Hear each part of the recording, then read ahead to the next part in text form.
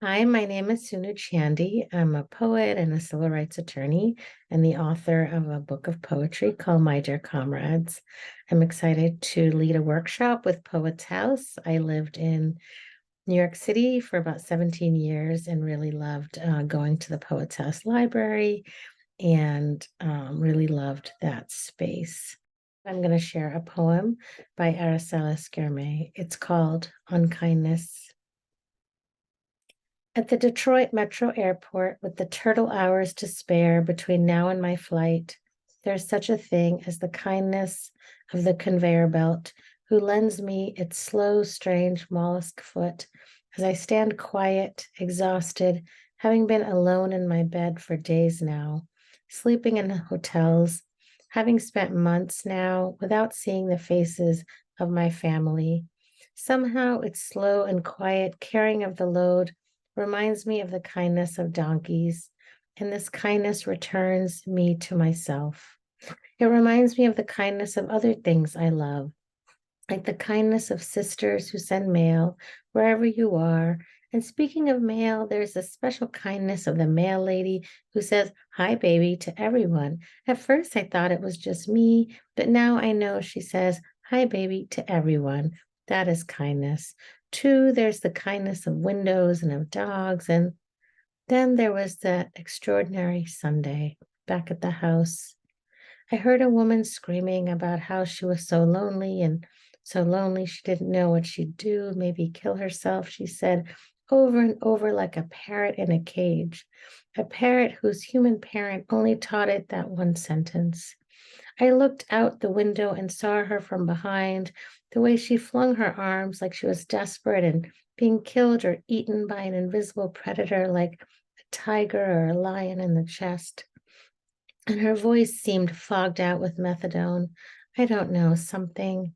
And I walked away from the window and sat, angry with her for screaming and sad. And not long after, I heard her saying, "What'd you say? What'd you say to me?" In a man's voice, low. I could not tell if it was kind. And she said, "I'd kill myself. I'm so lonely. And did I tell you yet that it was Mother's Day?" Flowers and mothers all day long. And the woman saying, "I'm so lonely, I could kill myself," and then quiet. And the man's voice saying, "It's okay. It's okay. I love you. It's okay." And this made me get up, put my face again to the window to see my landlord's nephew outside, just hugging her so, as if it were his mother. I mean, as if he belonged to her, and then again quiet. I left the window, but sat in the silence of the house, hidden by shutters, and was amazed. When the front door of the brownstone opened up and let the tall nephew in with his sad and cougar eyes, handsome and tall in his Carolina Brooklyn swagger, I heard him start to climb the stairs above me, and my own hand opened up my front door. And though it was none of my business, I asked him, "Do you know that woman out there?" And do you know what happened next? He said no. The nephew said no, he didn't know the woman out there. And he told me Happy Mother's Day as he climbed the rest of the stairs. And I can't stop seeing them, hugging on the street, under trees. It was spring, but cold. And sometimes in the memory, his head is touching hers. And sometimes in the memory, his eyes are closed. And sometimes she's holding him and singing to him, "I love you. It's okay." I mean to tell you that everywhere I go, I hear us singing to each other this way. I mean to tell you that I have witnessed such great kindness as this. In this, my true life, you must believe me. I mean, on a Sunday when nobody was supposed to be watching, nobody at all. I saw this happen, the two of them hugging, when nobody was supposed to be watching, but not a secret either, public as the street, not for glory and not for a joke. The landlord's nephew ready to stand there for the woman, like a brother or a sister or a husband or son, or none of these at all, but a stranger who is like her, is an earthling. Perhaps this thing I'm calling kindness is more simple than kindness. rather recognition of the neighbor and the blue shared earth and the common circumstance of being here, what remains living the last 2 million impossible years. That's On Kindness, and it's in the collection Kingdom Animalia by Aracelis Girmay. And the poem I'm going to share is from My Dear Comrades. It's called Teaching My Daughter to Re-Cap the Toddler Toothpaste. Don't push hard.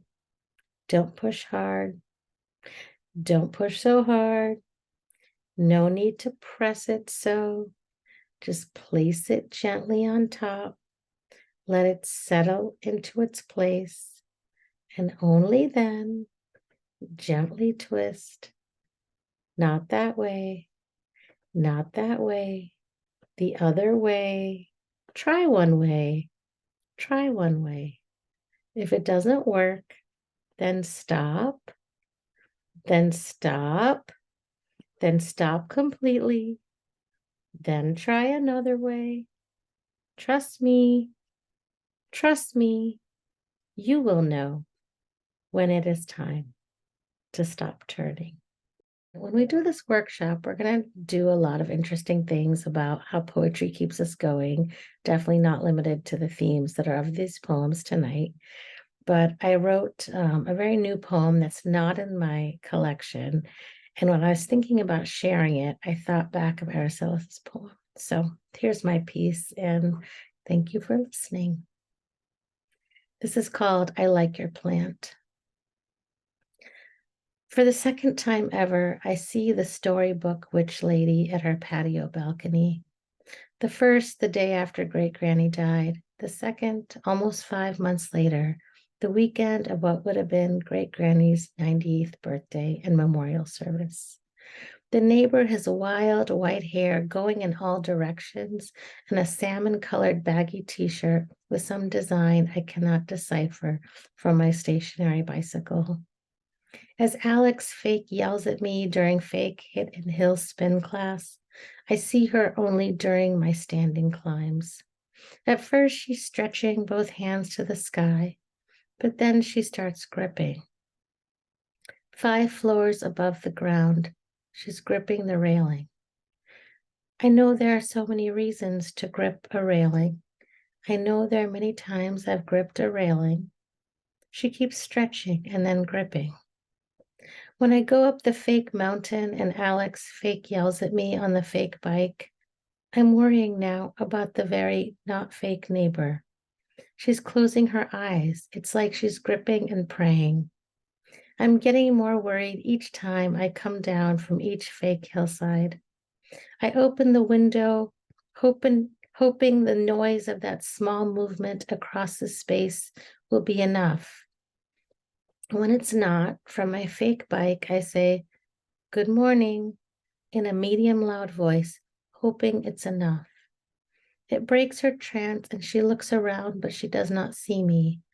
I'm inside a window across a concrete patio and 2 floors up. As she's looking around, my class ends. I'm not sure what comes next. I notice 2 plants on her patio, and one is a small fiddly fig like mine used to be. I find a pathway forward.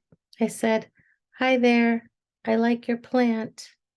I think I have one like that too." She looks up and says, "Hi, it's growing nicely. It has doubled in size since it arrived. I am late now getting ready for church, as my 6-minute shower time was spent with this neighbor." I had no idea what to say or if to say anything at all to this stranger across the way, this our neighbor. I didn't want to say something as loaded as, "Are you okay?" I didn't want to say, "I'm thinking of S's partner's family member who took his life last week. That's why I couldn't stay with them in Philly." I didn't want to say, "My friend's spouse, our age, just started hospice this week after 2 years with cancer." I didn't want to say, "We lost our great granny this year, and my uncle too," or that we're celebrating Granny's life this afternoon. I didn't want to mention Jen's essays on nervousness and healing and how close the line can be, but I managed to say, I like your plant. I have one like that too. Thank you so much.